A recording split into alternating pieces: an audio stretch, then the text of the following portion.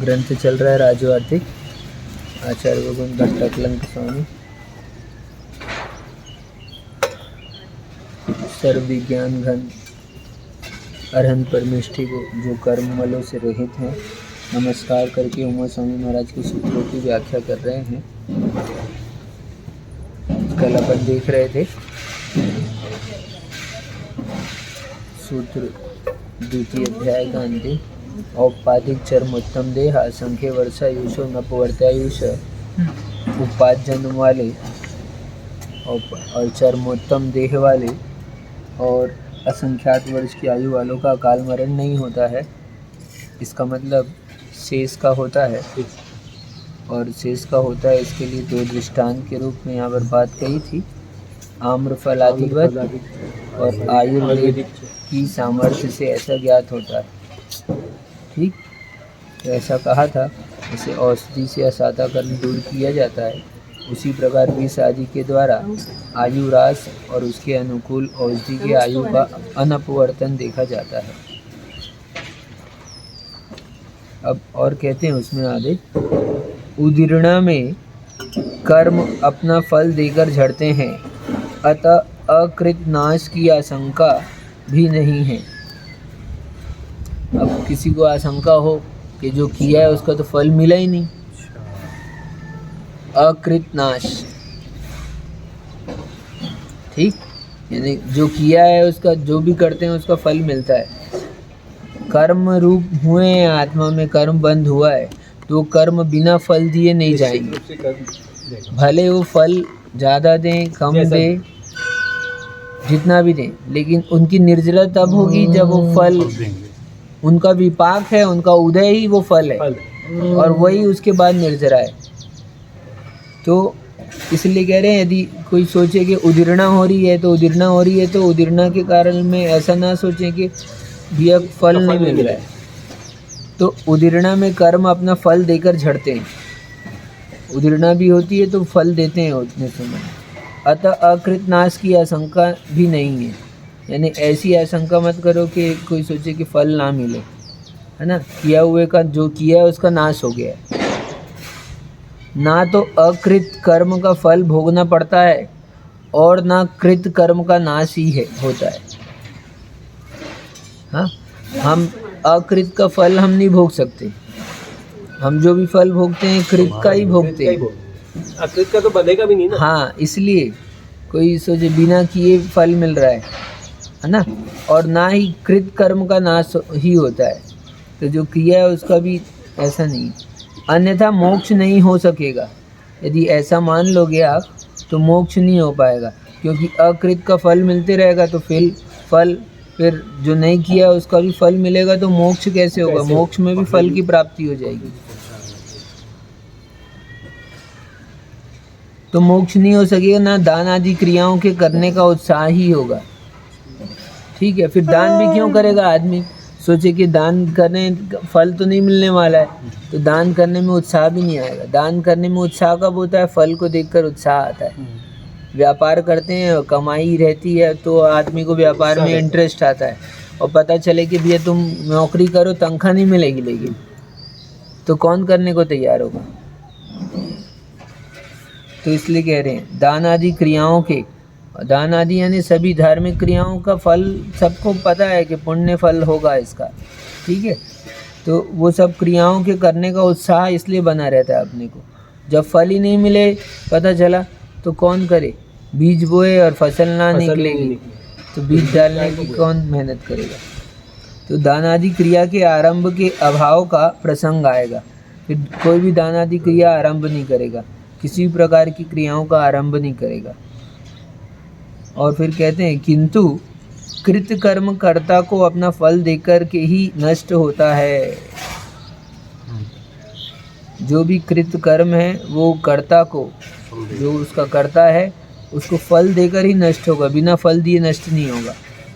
जैसे गीला कपड़ा फैला देने पर जल्दी सूख जाता है, ठीक है, और वही कपड़ा इकट्ठा रहे तो सूखने में बहुत समय लगता है।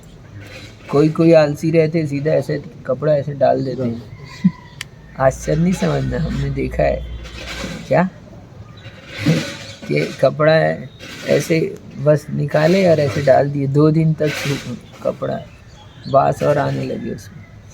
तो कपड़ा इकट्ठा डाल देते हैं तो सूखने में समय लगता है, लेकिन फैला दें उसी को तो सूखने में कम समय लगता है।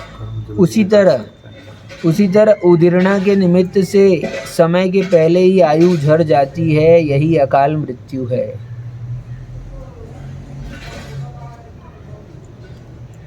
इसमें स्वयं अकलंक स्वामी कहते हैं, कृत कर्म कर्तरि फलम दत्तैव निवर्तते वित्तार्थ पट शोषवत् अयथा काल निवृत्ति पाकित्यम विशेषः। तो इसलिए उदीर्णा के निमित्त से आयु कर्म झड़ जाते हैं और यही अकाल मरण है, ऐसा जानना चाहिए। यानी अकाल मरण के संबंध में इतनी सारी बातें विभिन्न प्रकार के तर्क से यहाँ पर अपनी बात उन्होंने स्पष्ट की।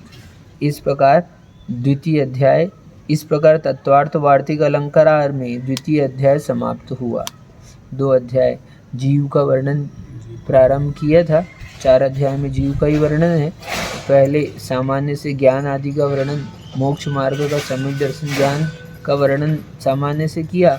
दूसरे अध्याय में जीव के भावों का वर्णन करा, औदैहिक, औपशमिक, छायिक, छायोपशमिक और पारिणामिक, इस तरह 5 भावों से पूरा जीव किस तरह का है, कैसे शरीर मिलता है और शरीर के रहने पर कैसे अकाल मरण होता है नहीं होता है, सारी बातें यहाँ बताई। अब आगे बताते हैं। अब मरता है तो जीव को शरीर बताया, अब शरीर मरता है तो कहाँ जाता है, तो अन्य गतियों में, तो नरक गति का यहाँ बताते। अब आगे त्रिविध सम्यक दर्शन, सम्यक ज्ञान, सम्यक चारित्र रूप मोक्ष मार्ग प्रकरण के आदि में उपदिष्ट सम्यक दर्शन के विषय में कथित जीवादि पदार्थों के उपदेश में जीव का निर्देश किया है। सम्यक दर्शन कहा था कि सम्यक दर्शन ज्ञान चारित्र मोक्ष का मार्ग है। तो सम्यक दर्शन क्या है, तो जीव आदि तत्वों का श्रद्धान करना सम्यक दर्शन है। तो जीव के स्वरूप का ज्ञान हुए बिना श्रद्धान कैसे होगा, विश्वास कैसे होगा, तो उसका स्वरूप निर्दिष्ट कर रहे हैं। तो उसी में कह रहे हैं कि सम्यक दर्शन के विषय में कथित जीवादि पदार्थों के उपदेश में जीव का निर्देश किया। उस जीव के निवास के व्याख्यान के प्रसंग में लोक का वर्णन करना चाहिए। अब जीव का वर्णन किया तो जीव रहता कहाँ है, लोक में, तो इसलिए लोक का वर्णन करना चाहिए। यह लोक 3 प्रकार का है, अधोलोक, तिर्यक यानी मध्य लोक और ऊर्ध्वलोक। ठीक, उनमें क्रम से प्राप्त अधोलोक का वर्णन करते हैं। सबसे पहले अधोलोक, नीचे से चालू करते हैं, अधोलोक का वर्णन करते हैं। अथवा उन नारकियों के शीत उष्ण रूप तीव्र वेदनाओं को सुनकर जीव कैसे संसार से भयभीत हो जाए, इसलिए वैराग्य का कारण होने से प्रथम अधोलोक का वर्णन करते हैं। ये संसार के स्वरूप को जानेगा, ये संसार में पाप का फल ये मिलता है, नरक में दुख भोगना पड़ता है, तो वो पता चले तो वैराग्य हो। नहीं तो लोग सोचे कि ये नरक का वर्णन क्यों बताते हैं, क्या है, डराते हैं क्या, डराते ही हैं, सही है, डरे बिना काम कैसे होएगा, डराते हैं, लेकिन एक दूसरी दृष्टि है डराने के पीछे। जो डरा रहे हैं उसको मत देखो, जो डरा कर जो बता रहे हैं सही मार्ग, वो देखो। तो इसलिए वैराग्य का कारण होने से, वैराग्य का कारण है नरकों का वर्णन। सही है, जब तक दुख का पता नहीं चले, कष्ट होए उससे, तो आदमी उससे दूर कैसे हो। बच्चा भी होता है, एक अग्नि दीपक हम देखते हैं, शाम को आरती होती तो एक बच्चा है वो पकड़ने को करता है उसको, तो एक बार जैसे वो छू दिया उसने, हाथ लग गया उसका, तो अब वो भागता है, अब नहीं पकड़ने को करता है। हाँ, क्योंकि अब उसको समझ में आ गया एक बार कि इससे जल जाता है हाथ। ये अपन लोगों को समझने में देर लगती है। अथवा भव प्रत्ययोवधि देव नारकाणाम, इस सूत्र में नारकियों का नाम है। पीछे सूत्र कहा था भव प्रत्यय अवधि ज्ञान के संबंध में, भव प्रत्ययोवधि देव नारकाणाम, देव नारकियों के भव प्रत्यय अवधि ज्ञान होता है। तो उसमें जो देव और नारकी शब्द प्रयोग किया, तो ये कौन है? उसको सुनकर कोई पूछता है कि नारकी कौन है, उसका प्रतिपादन करने के लिए उसके अधिकरण का निर्देश करते हैं। यानी नारकी कौन है? जो नरक में रहता है वो नारकी है। तो उसका अधिकरण, नारकी जीव का अधिकरण यानी आधार, जहाँ पर रहता है उसका वर्णन यहाँ पर प्रारंभ करते हैं 3 अध्याय में। आचार्य भगवान उमा स्वामी महाराज कहते हैं, रत्न शर्करा बालुका पंख धूम तमो महातमः प्रभा भूमयो घनाम्बु वाताकाश सप्ता प्रतिष्ठा सप्ता धोदः। रत्न शर्करा बालुका पंख धूम तमो महातम प्रभा भूमि घनाम्बुवाताकाश प्रतिष्ठा सप्तदोदः। अब कहते हैं रत्न प्रभा, शर्करा प्रभा, बालुका प्रभा, पंख प्रभा, धूम प्रभा, तम प्रभा और महातम प्रभा, ये 7 भूमियाँ एक दूसरे के नीचे है तथा घनोदधि वातवलय, घन वातवलय और तनु वातवलय, इन 3 वातवलयों से वेष्टित है। 7 भूमियाँ जो है वो एक के नीचे एक है, और उस नीचे सबसे नीचे में फिर घनोदधि वातवलय, घन वातवलय और तनु वातवलय उनसे वेष्टित है। तीनों तरफ से घिरा हुआ है, नीचे तो है ही और ये आजू बाजू से भी। ठीक, पृथ्वी और विमान में यही अंतर होता है। स्वर्ग में होते हैं, उनके आधार से लोग रहते हैं, लेकिन पृथ्वी जो है वो इस छोर से उस छोर तक पूरी लोग, यहाँ से वहाँ तक, पूर्व से उत्तर, पूर्व से पश्चिम तक, ऐसी पूरी है ना। तो वो पूरी पृथ्वी कहलाती है, वो पृथ्वी है। और विमान बस मात्र एक राजू में जो आधार के लिए बने हुए हैं वो विमान है देवों के। तो तनु वातवलय इन 3 वातवलयों से वेष्टित है। इन वातवलयों का आधार आकाश है। ठीक है, वातवलय किसके आधार से? ये पृथ्वियाँ तो वातवलय के आधार से, और वातवलय किसके आधार से? आकाश के आधार से। और आकाश किसके आधार से? तो आकाश स्वयं में प्रतिष्ठित, ऐसा कह दिया। यहाँ पर इतनी बात कही। अभी कहते हैं रत्न आदि शब्दों का इतरेतर योग द्वंद्व समास है। इतरेतर योग द्वंद्व में चकार का लोप होता है, जिससे हिंदी में कहेंगे रत्न शर्करा बालुका पंख धूम तमः और महातम। इस प्रकार इतरेतर योग द्वंद्व समास समझना चाहिए। अब यहाँ व्याकरण से बता रहे हैं, सूत्र लिखा है, तो सूत्र को समझाने के लिए पहले यहाँ पर रत्न शर्करा बालुका सब के साथ प्रभा अलग से लगाना है। तो इनका इतरेतर द्वंद्व समास किया है। चकार बहुलो द्वंद्व व्याकरण के अंदर कहा जाता है। चकार बहुल शब्द वाक्य होते हैं, उनका समास करने पर चकार का लोप हो जाता है। ठीक है, माता च पिता च ऐसा पढ़ते हैं अपन लोग, तो फिर एक साथ लिख देते हैं अपन माता पिता। तो ये माता पिता लिख दिया तो ये क्या है? ये समासिक शब्द है, ये माता और पिता। ठीक, तो समास में चकार का लोप कर दिया, इसलिए यहाँ रत्न शर्करा बालुका पंख धूम तमो महातमा प्रभा कहा आपने को। तो रत्न प्रभा, बालुका प्रभा, रत्न प्रभा अलग अलग इस तरह से यहाँ पर समझना चाहिए। अब आगे कहते हैं व्याकरण से ही भुजी क्रिया के समान प्रभा शब्द को सब में जोड़ना चाहिए, है ना। जैसे कह दिया भोजन कराते हैं, भुजी क्रिया प्रयोग करते हैं। भुज धातु भोगने के अर्थ में, भोजन के अर्थ में, है ना। इसमें स्वयं कहेंगे, देखो जैसे देवदत्त जिनदत्त गुरुदत्त को भोजन कराओ, तो इसमें भोजन कराओ इस शब्द का संबंध तीनों से, देवदत्त आदि प्रत्येक से जोड़ना पड़ता है। उसी प्रकार रत्न आदि शब्दों का संबंध द्वंद्व समास करके प्रत्येक में प्रभा शब्द को जोड़ देना चाहिए। जैसे रत्न प्रभा, शर्करा प्रभा, बालुका प्रभा, पंख प्रभा, धूम प्रभा, तम प्रभा और महातम प्रभा। फिर आगे कहते हैं जैसे यष्टि सहित देवदत्त को यष्टि कहते हैं। ठीक, जैसे ऑटो वाले को ऑटो कह देते हैं अपन, ठीक है, कोई यष्टि यानी छड़ी, छड़ी से युक्त है, हाँ, तो यष्टि कहते हैं उसको, बुलाते हैं ओ लकड़ी, हाँ, तो लकड़ी लेकर जाता है बेचने के लिए, तो सर पर रखा है, ओ ए सब्जी, हाँ, ऐसे बुलाते हैं ना। तो ये तो जैसे यष्टि सहित देवदत्त को यष्टि कहते हैं, उससे अर्थात उसे बुलाते समय ओ लकड़ी कहकर पुकारते हैं।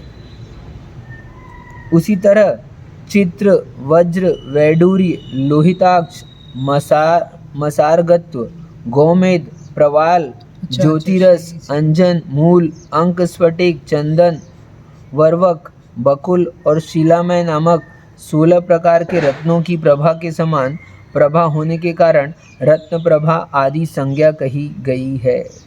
ये 16 प्रकार की पृथ्वियाँ हैं।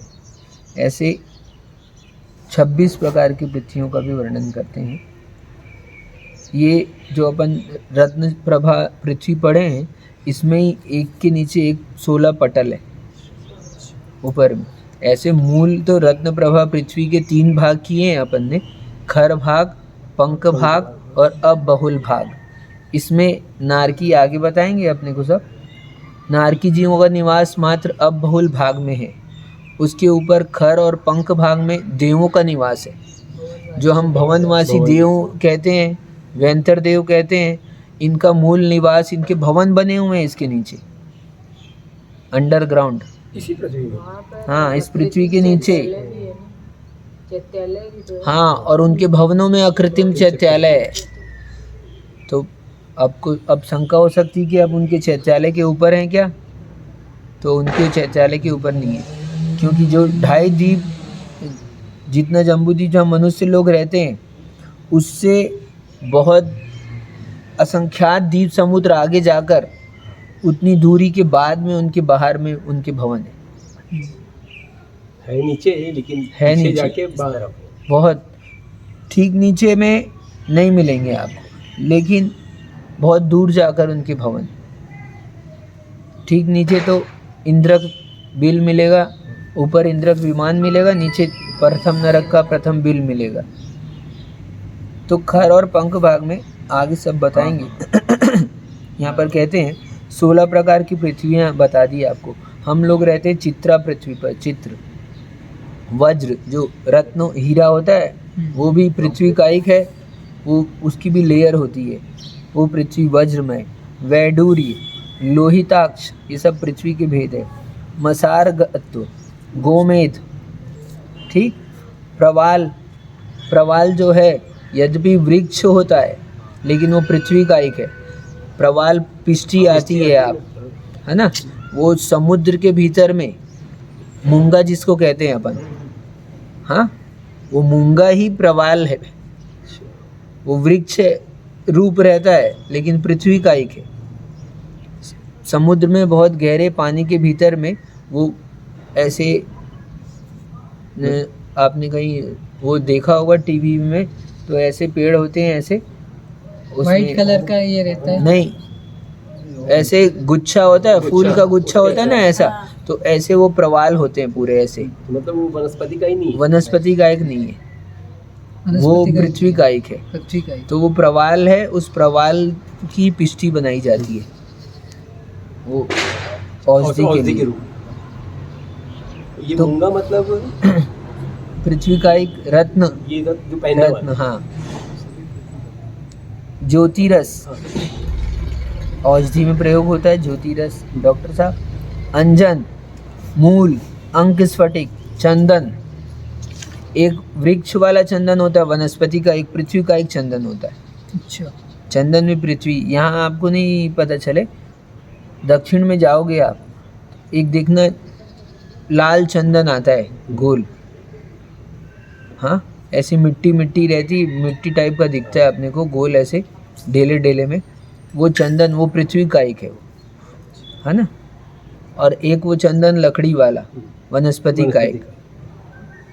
वर्वक, वकुल और शिलामय नामक 16 प्रकार के रत्नों की प्रभा के समान प्रभा होने के कारण रत्न प्रभा आदि संज्ञा कही गई है। अर्थात रत्नों की सी प्रभा होने से पहली पृथ्वी को रत्न प्रभा कहते हैं। 16 प्रकार की इसमें प्रभा है, इसलिए इनको रत्न प्रभा कहते हैं।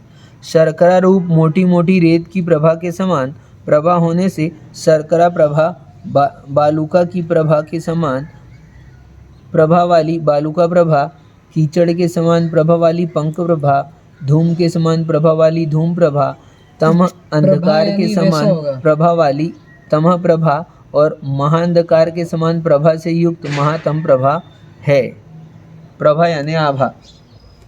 अच्छा, उसके जैसा होगा, है ना? हाँ, रत्नों सी। भासमान होता है, भा शब्द से बना है, आभा भी उपसर्ग पूर्वक बना है और प्रभा भी उपसर्ग पूर्वक बना है।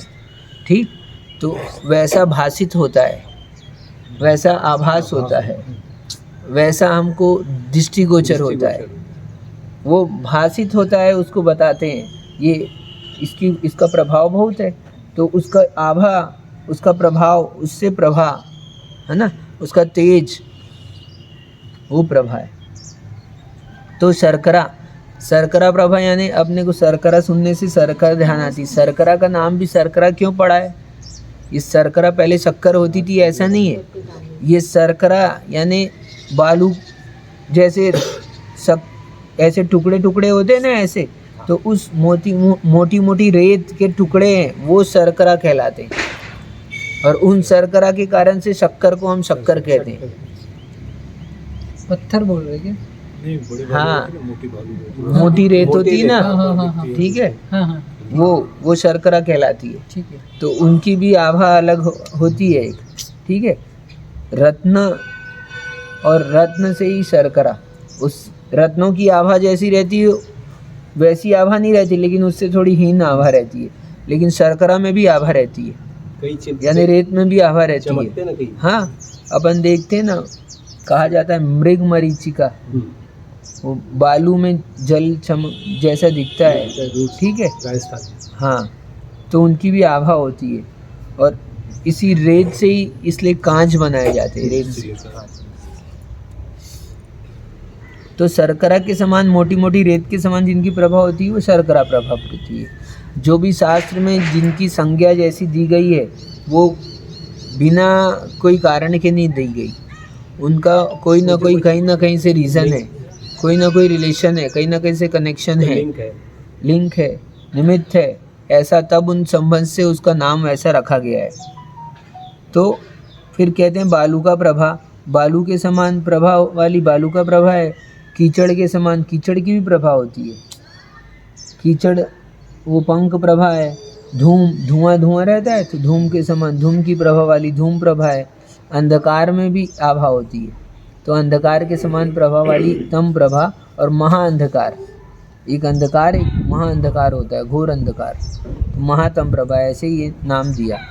अब सुनो, तम और प्रभा ऐसा कहना विरुद्ध है। आप कह रहे हो प्रभा और कह रहे हो तम, तो तम तो अंधकार है और अंधकार और प्रभा ये तो विरुद्ध बात हो गई। प्रश्न है नहीं, क्योंकि तम की भी अपनी प्रभा होती है। क्या परसों पूछा था जो क्लास में, ठीक है।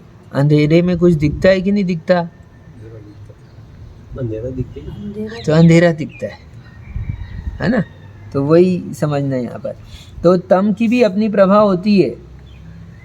शंका, तम यानी अंधकार और प्रभा यानी प्रकाश, ऐसा समझ में आता है अपने को, है ना। तो ये दोनों परस्पर विरोधी हैं। यदि तम है तो प्रभा नहीं हो सकती है और प्रभा है तो तम नहीं हो सकता है, क्योंकि ये दोनों परस्पर विरोधी है। अतः तम और प्रभा यह नाम ठीक नहीं है। ऑब्जेक्शन नाम पर भी, है ना।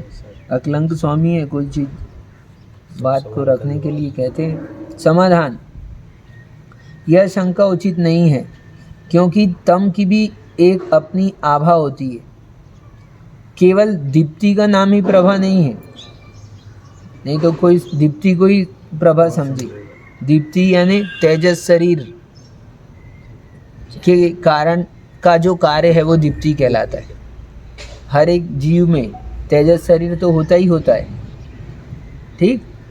तो कह रहे हैं तम की भी अपनी एक आभा होती है।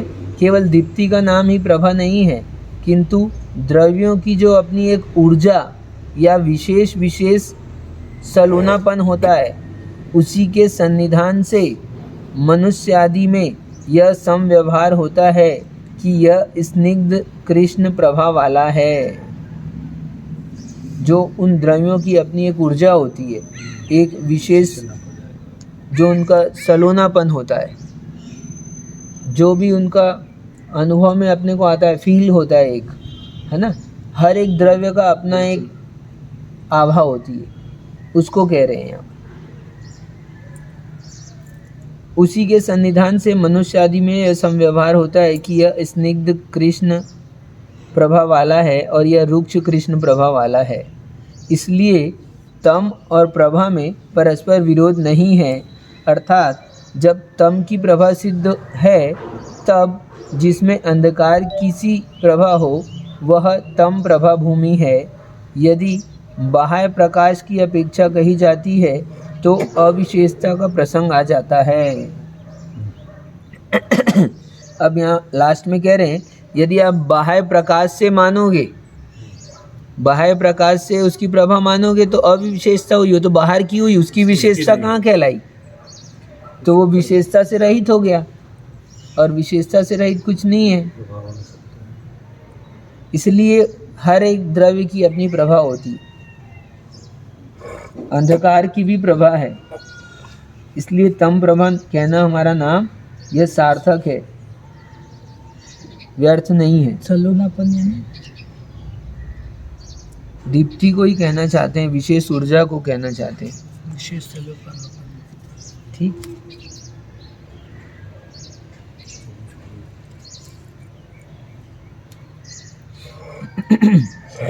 यानी उसी से कोरिलेटेड है ऐसा बोला।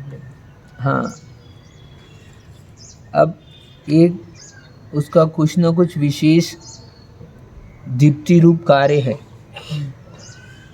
ठीक है, विशेष प्रकाश रूप दीप्ति नहीं है, लेकिन फिर भी है, उसी को हम कह रहे हैं यहाँ। अथवा, चलो फिर भी नहीं मानते हो तो अथवा सुन लो अब। ठीक है, चलो एक दूसरी तरह से उत्तर देखते हैं हम। अथवा इंद्रगोप के समान इन पृथ्वियों की अनादि पारिणामिक संज्ञा है। अब जो पृथ्वियों की नाम दे दिए ना, तो या तो तुम ये तो मान लिया, ये तो हमने प्रभा की वजह से बता दिया, और ऐसे भी नहीं मानते हो तो ऐसे मान लो इनका नाम ही है अनादि से।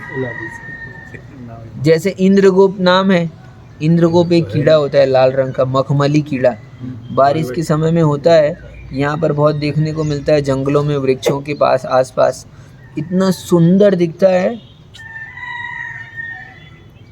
कि आदमी, इतना छोटा सा, एकदम छोटा इतना, और मखमल भी क्या दिखे उसके सामने, और पूरा एकदम रेड, जैसे कलर, कोई कलर अपने हाथ से करे ना तो भी मिस्टेक हो सकती है, लेकिन वो एकदम, हाँ, इंद्रगोप कीड़ा प्रसिद्ध है वो। तो इंद्रगोप के समान कह रहे हैं यहाँ पर। जैसे उसकी संज्ञा इंद्रगोप कैसे है, तो वो अनादि पारिणामिक संज्ञा है।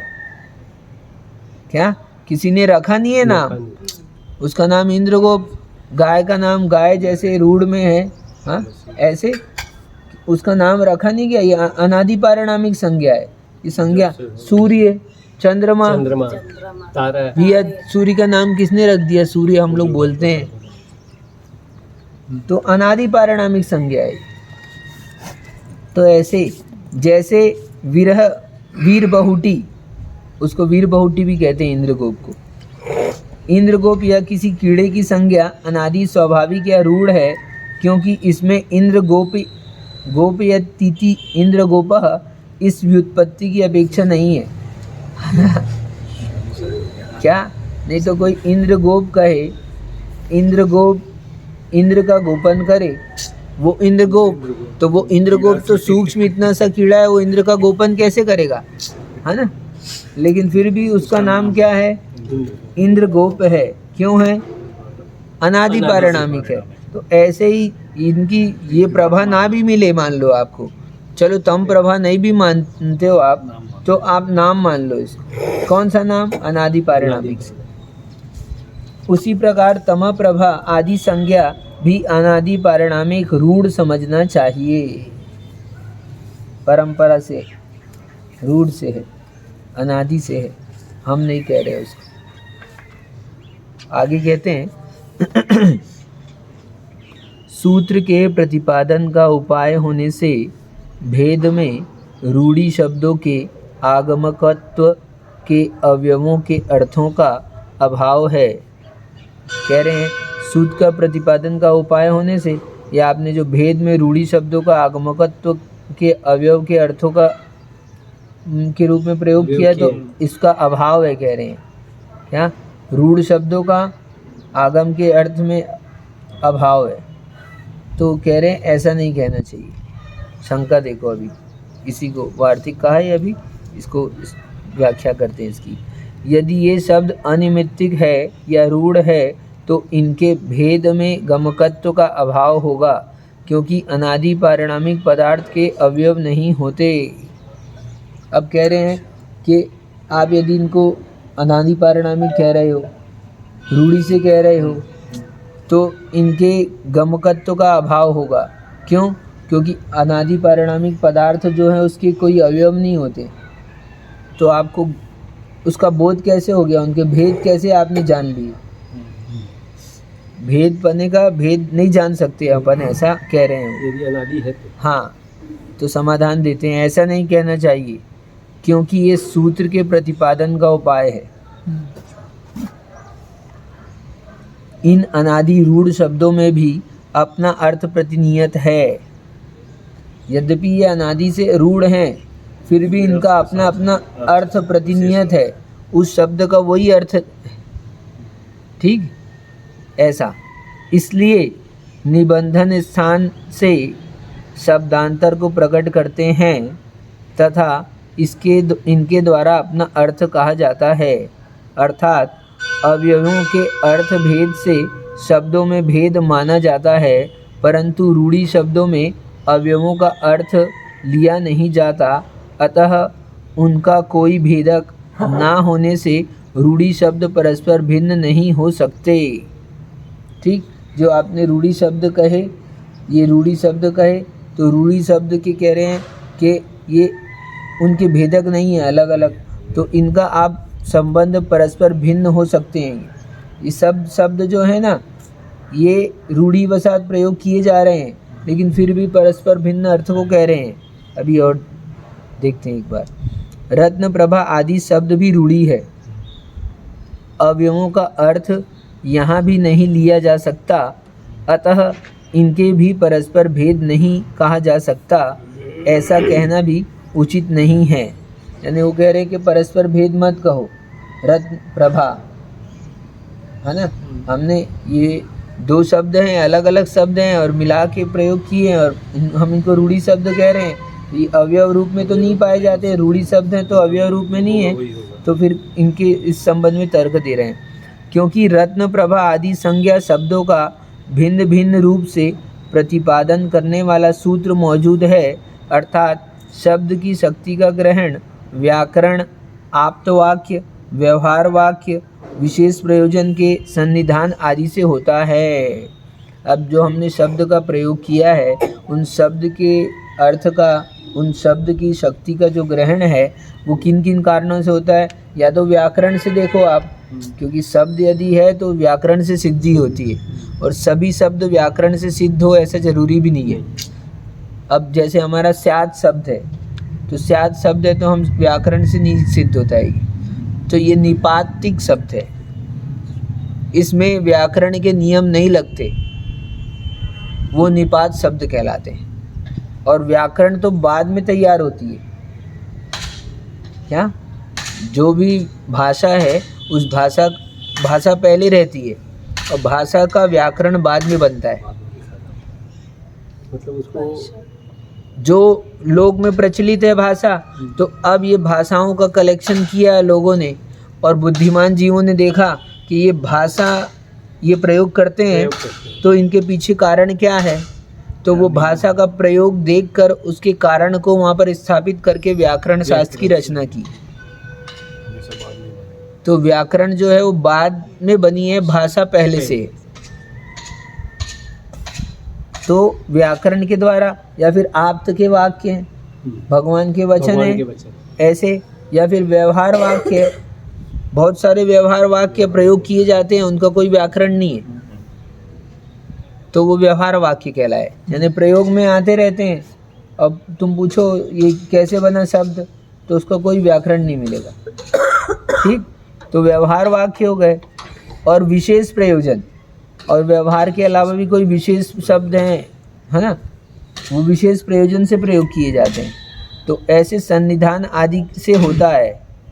यहाँ पर रत्न प्रभा आदि के भेद का ज्ञापक सूत्र है, तथा सूत्र में जिस रूप से शब्दों का गुम्फन किया गया है उसका दूसरे दूसरे शब्दों व वाक्यों का संबंध कर उनके द्वारा भिन्न भिन्न रूप में अर्थ हो जाने से रत्न प्रभा आदि का भेद युक्ति सिद्ध है। यानी ये कह रहे हैं कि आपने रत्न आदि ये सब कहे ना, तो इसके भेद को नहीं सिद्ध करता है। तो हम कह रहे हैं कि ये जो भेद है ये ऐसे सिद्ध हो रहा है कि सूत्र का गुम्फन किया है, सूत्र बनाए गए हैं, सूत्र तैयार किए हैं, सूत्र नहीं हुए हैं पहले से, शब्द पहले से हैं और शब्द को सूत्र में बनाया है हमने, तो उन सूत्र के माध्यम से हम अर्थ यहाँ व्यक्त कर रहे हैं। तो वाक्यों का संबंध कर उनके द्वारा भिन्न भिन्न रूप से अर्थ हो जाने से रत्न प्रभा आदि का भेद युक्ति सिद्ध है। यानी इनका जो भेद है वो युक्ति से सिद्ध हो रहा है। क्या? क्योंकि सूत्र में है, सूत्र में गुम्फन किया है और हमने बाद में प्रभा शब्द प्रयोग किया है, तो उसका अभिप्राय ऐसा है कि रत्न प्रभा, बालुका प्रभा, पंख प्रभा, धूम प्रभा, है ना, तो ऐसे अर्थ करना है। अर्थात रत्न के समान प्रभा की धारक रत्न प्रभा। इस तरह शर्करा प्रभा आदि में भी समझ लेना चाहिए। पूरे 16 यानी कोई भी बात कही है तो उसके पीछे पूरे तर्क से बात को सिद्ध कर रहे हैं कि ऐसे ही नहीं कह दिया है। सब तरह, कितने तरह के प्रश्न हो सकते हैं और उन्होंने अपनी तरफ से प्रश्न वहाँ पर उपस्थित करके उनका समाधान किया कि कोई कल को कोई कहेगा क्या ये हमारे सूत्रों की सिद्धि, ये हमारे सिद्धांतों की सिद्धि का है, ये न्याय शास्त्र है। यद्यपि तत्वार्थ सूत्र धर्म ग्रंथ कहलाता है, लेकिन उसकी टीका ये जो राजवार्तिक अकलंग स्वामी ने रची है, ये न्याय ग्रंथ कहलाता है। न्याय क्यों किया जाता है?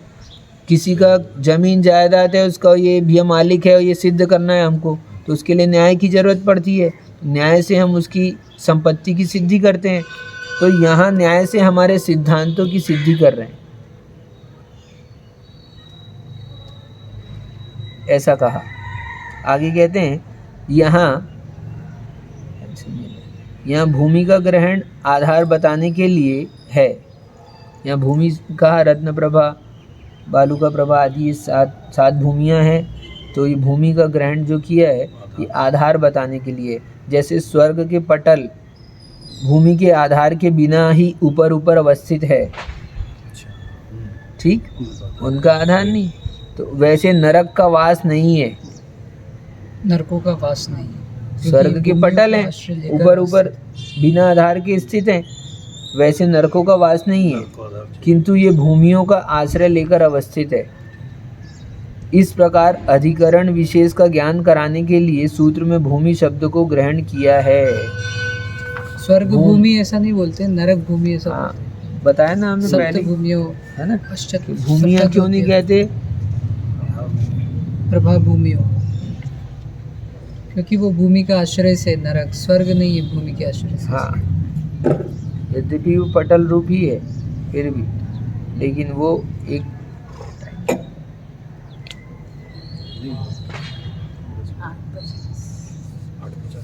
टाइम हो गया तुम्हारा, है ना, देखा समय बोला तो नहीं आएगा, समय पे आया है। ऐसा है, लोग ठंड में सोचते हैं कि ठंड में है तो धूप में बैठा दें, तो कंटिन्यू एक सी धूप पड़ती है ना, क्या, तो वो कफ की वृद्धि हो गई बैठे बैठे। यहाँ पर देख रहे हैं आप, आपको नहीं आया अनुभव में, लेकिन तब तो कफ वृद्धि का कारक हो जाती है। धूप लगातार लेते हैं ना, और कोई देखना बुजुर्ग लोग, वृद्ध लोग पसंद करते हैं, उनके शरीर में शीत, उनको काला हो उष्णता अच्छी रखती है, तो हड्डी अगर वही मूर्छा जैसा आ जाती है उनको, मूर्छित हो जाते हैं। कोई कोई तो सामायिक करते गिर हैं ना, जाते हैं। सामायिक कभी करते हैं धूप ना, में तो लगातार एक स्थान पर एक तरह से नहीं बैठना चाहिए। सर्दियों में सामायिक में बैठ गए, ठंड के धूप बहुत समय ज्यादा आपको है ना, लगता है कि अच्छा लग रहा है, चेहरा यानी पूरा शरीर और क्या होगा पता है? चलते रहेंगे तो ठीक है। आप देखो धूप में बैठना कभी, आप ठंड के समय में आदमी आलसी कैसे हो जाता है, वो धूप में बैठता है ना, तो कफ वृद्धि होती है। तो कफ वृद्धि से होता है उसका क्या है, अनमना हो जाता है, उसका मन नहीं लगता। बच्चे भी यदि सोचे धूप में बैठकर पढ़ लें तो पढ़ नहीं सकेंगे, कुछ याद नहीं होगा उनको, कुछ समझ नहीं आएगा। बंद हो जाता है। इसलिए लगातार धूप में बैठना नहीं है एक जगह कर। चलने में नहीं होता है दिक्कत, चलने में नहीं होगा, क्यों? जो स्क्रीन सेवर है ना हम लगाते हैं कंप्यूटर में, वो ही इसलिए लगाते हैं स्क्रीन सेवर। सही है, एक ही जैसा नहीं है। क्यों?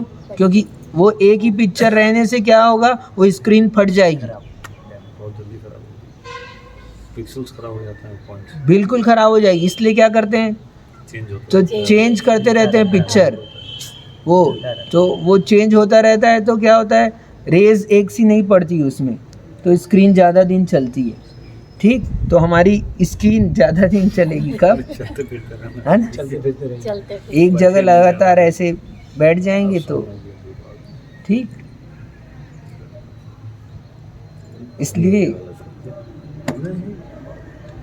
आधी रात से बाद जो गर्मी तो यहाँ भूमि का ग्रहण बता दिया है, अब आगे विचार करेंगे। अभी चर्चा चलेगी और इस सूत्र की व्याख्या विशेष रूप से, अभी बहुत लंबी चर्चा है, अभी तो चालू किया है, सूत्र को बस स्पष्ट किया है अभी, है ना। अब घनाम्बू आदि का ग्रहण भूमियों का अवलंबन बताने के लिए अब भूमि का भी आधार बताएंगे। नरक का आधार बताने के लिए भूमि बताया है, और भूमि का आधार बताने के लिए अब यहाँ पर क्या, घनाम्बू आताकाश आदि बताएंगे। ठीक, नमो रियंताणम, नमो सिद्धाणम, नमो आयरियाणम, नमो वच्छायाणम, नमो सावनम।